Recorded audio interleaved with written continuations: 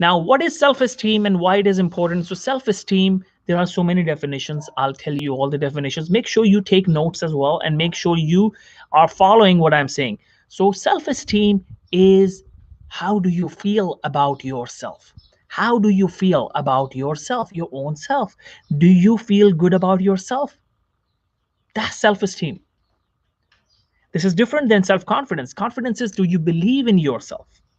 That yes, you can do certain things and you cannot do certain things. But self-esteem is, how do you feel about yourself? Another definition of self-esteem is your reputation within yourself, your reputation with yourself, your reputation with yourself. Somebody really rightly said, this is not my definition, this is somebody else's definition. Your reputation with yourself. Okay, so what is your reputation with yourself? Do you like yourself? Do you respect yourself? This is what it is all about. Now the thing is, guys, the tragedy is, everyone in their lives have done something right and have done something wrong. We all have done mistakes, we all have made mistakes, we all have done wrong things, we all have done good things, we all have done all sorts of things, right? So when we have done wrong things, we tend not to forget, and we tend not to forgive ourselves.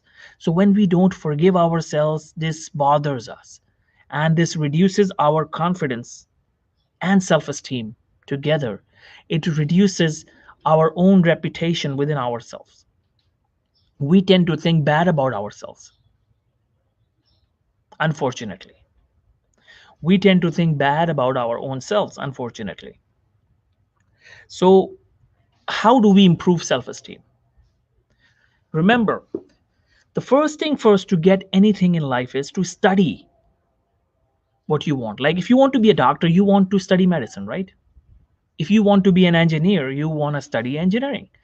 Now similarly, if you want to be happy, you got to study happiness. Yes, there are books on happiness. Do you know that?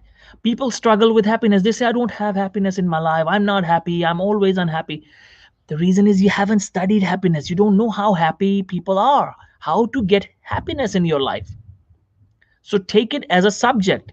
Consider it as a subject. Read happiness. Once you read happiness, you will be happy. Similarly, if you want money in your life, you study money. If you want money in your life, then study money. Simple logic. There is no rocket science. There is no rocket science. If you want money, you study money. There are books on money. If you want career, read books on career.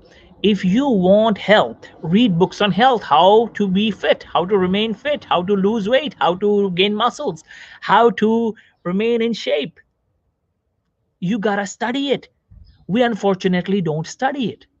We think we are all knowing geniuses. Do you think I'm all knowing genius? No, I keep studying every day. And the tragedy of reading and learning is, the more you learn, the more you realize how ignorant you are. That's a good tragedy. I'm saying hypothetically as a fun way, in a fun way. It's not a tragedy, it's a blessing. That the more we learn, the more we realize that we don't know. By reading, you understand that we don't know. And the person who doesn't read, who doesn't learn, unfortunately doesn't know that he doesn't know. Ignorant person does not know that he does not know.